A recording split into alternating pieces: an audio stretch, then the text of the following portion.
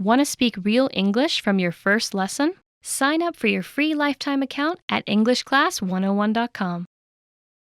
Hi everybody, welcome back to Ask Alicia, the weekly series where you ask me questions and I answer them. Maybe. First question this week comes from Lidoan. Hi Lidoan. Lidoan says, "Hi, I'm studying in Finland in English. However, I don't really have a lot of chances to speak in English. So my speaking skill is still my weak point. I see there are a lot of ways to practice English on the internet for self-study, but they're too much for me to afford for just a private teacher online. What should I do to improve my advanced level speaking skills as I'm studying business? Thanks." Tough question.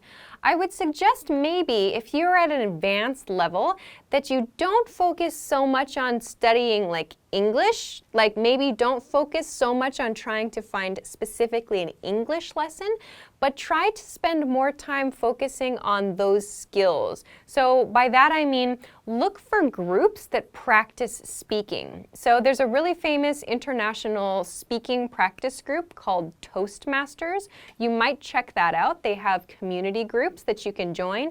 So the purpose of these groups and other similar groups is to improve your speaking skills and like to improve your presentation skills and leadership skills. So when you go to one of these groups, the other people in the group will give you feedback, like how can you improve? So if you can share your goal with the other people in that group, they can help you, give you advice on like pronunciation, maybe the vocabulary words you should be using, something you can do to make your presentation better, and so on. So something like that, if you're at an advanced level, might be a little bit better than trying to find just English classes. So you can actually start to use the words and pick up new words that are specific for your goal. So I would suggest perhaps if it's difficult to find like some kind of teacher specifically for what you're looking for, see if you can find a group that's focused on business or like on presentation related skills. So I hope that this is helpful for you. Thanks for the question and good luck building your speaking skills. Okay, let's move on to your next question. Next question comes from Harshni. Hi, Harshni. Harshni says, "If somebody asks me a question in English, I can speak English without thinking. But while doing this, I make lots of mistakes with grammar. I say he instead of she or she instead of he while speaking. How do I overcome this problem?" Okay, I think you've already done the difficult part, which is realizing you made a mistake. So you can catch yourself, you notice the mistake. I would suggest though, like to practice making the correct choice when you're speaking is as soon as you realize you make a mistake, you say out loud the correct sentence. So this can be in the conversation. You can correct yourself in the conversation, which is actually quite normal. Native speakers do this all the time. Or if you realize after the conversation, just say it quietly to yourself out loud. So I would suggest actually saying it out loud, like getting your mouth and your body used to making the sounds and like the correct way to say the thing you said incorrectly before. So if, for example, you're like, "I saw Risa today. She was walking into the office." So that's a very common way that native speakers correct themselves. They go, "Oops, sorry, no, she." Something like that during the conversation is perfectly normal for native speakers and for learners. So if you realize your mistake in the conversation, you can do it during the conversation. Fix it. If you realize after the conversation, you can think to yourself, I should have said she in that situation. Oops, she was walking into the office. So that's fine to do too. So I think the hardest thing is to be able to catch your mistake. So maybe you already have that part okay. But just keep paying attention to yourself and think back on your conversation. So remember your conversations and what you said and maybe how you could have said it differently. So I hope that this tip helps you to overcome these little grammatical issues in your speech. Thanks very much for this question and good luck with your continued studies. Okay, let's move on to your next question. Next question comes from Angel McNamara. Hi, Angel. Angel says, "Hi, Alicia and team. Could you please explain the meaning and the uses of the word haul? Thanks." Okay, sure. So there's the basic meaning, which is in the dictionary. So the verb to haul means to carry something or like to pull something or like to bring something, but we use it for like really heavy things or stuff that's hard to pull or hard to take, or we use it for things like when we have a lot of something. So if you imagine like moving from a house to another house and you have a lot of stuff, you can say, I hauled all my stuff to my new house. So we use it for large quantities of things or like really heavy things, things that are difficult to pull or drag.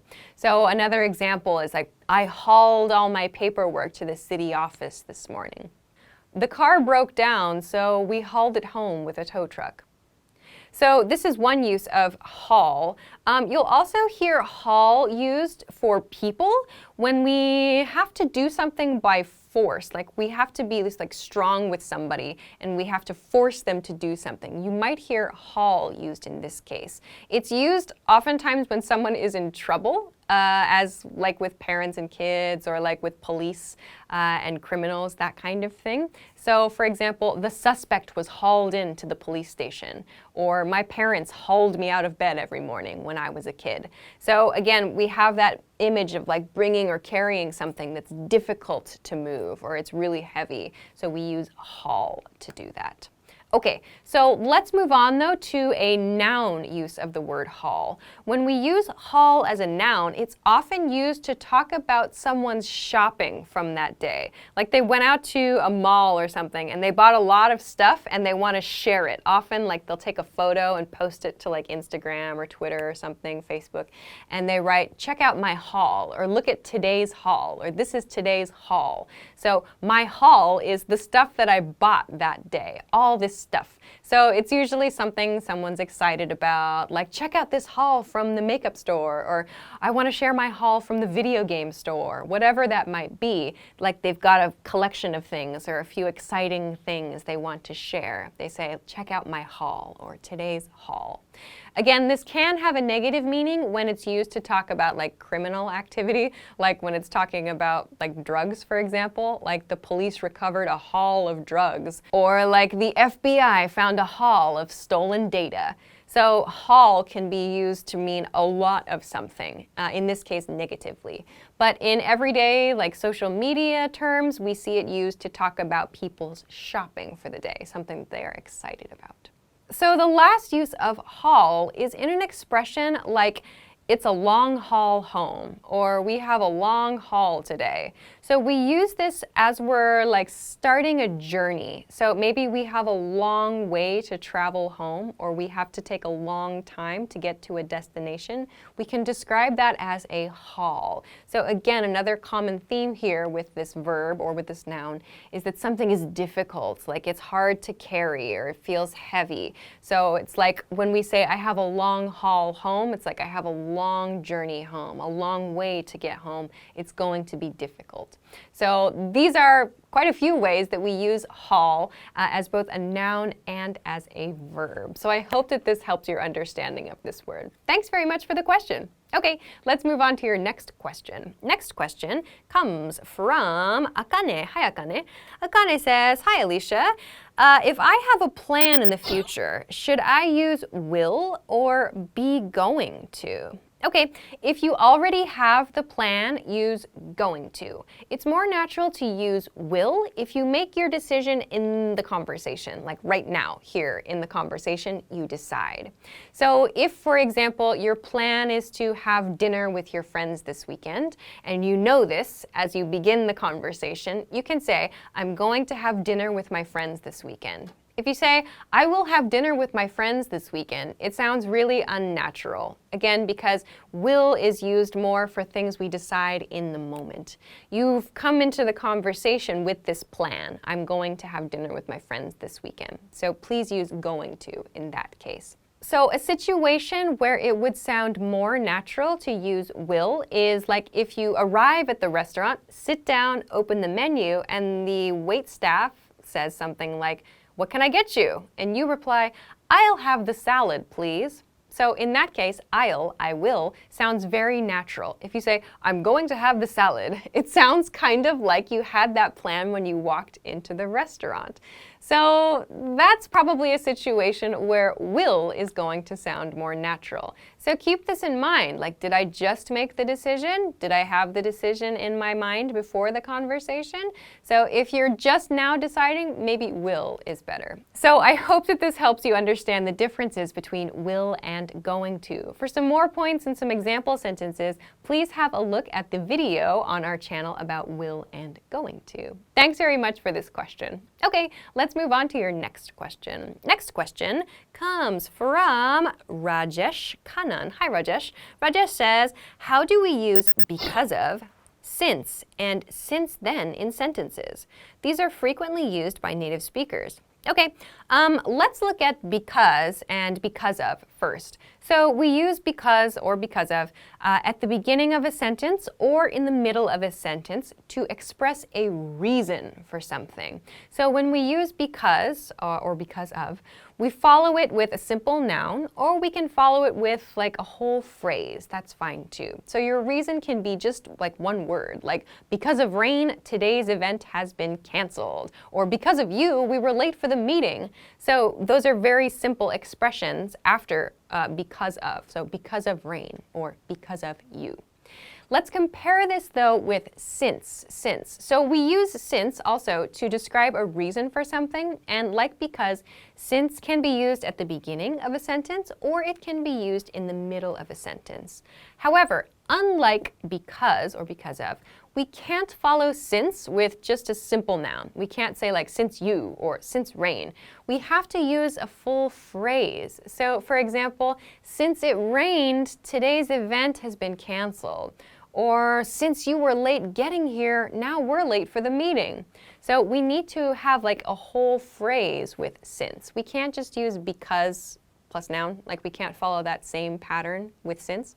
Also, I would say that for the differences in formality here, since is going to sound a little bit more formal than because. So in everyday speech, we use because a lot more often than we use since.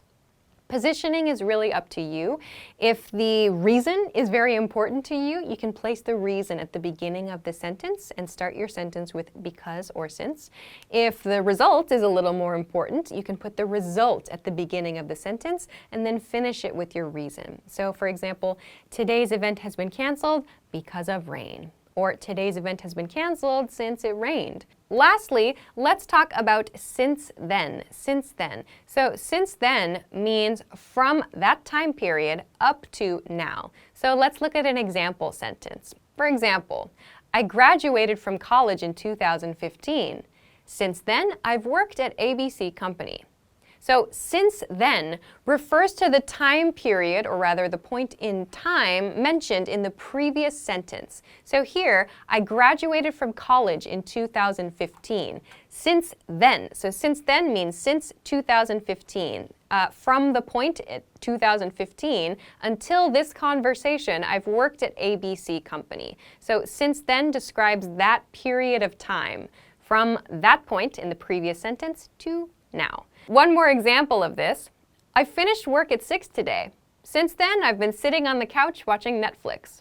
So here, the time referred to by since then is 6 p.m. I finished work at 6 p.m. today. Since then, since that time, from that point in time until this conversation, I've been sitting on the couch watching Netflix. So we do not use since then to introduce a reason as we do with because or because of or since. Rather, since then is referring to a point in the past relative to now. So please keep this in mind when you are choosing between these words. I hope that this explanation was helpful for you. Thanks very much for the question. Okay, that is everything that I have for this week. Thank you, as always, for sending your questions. Remember, you can send them to me at EnglishClass101.com/ask-Alisha. Of course, if you liked this video, please don't forget to give it a thumbs up. Subscribe to our channel if you have not already, and check us out at EnglishClass101.com for some other things that can help you with your English studies. Thanks very much for watching this week's episode of Ask Alisha, and I will see you again next week. Bye-bye. Want to speed up your language learning? Take your very first lesson with us. You'll start speaking in minutes and master real conversations. Sign up for your free lifetime account. Just click the link in the description.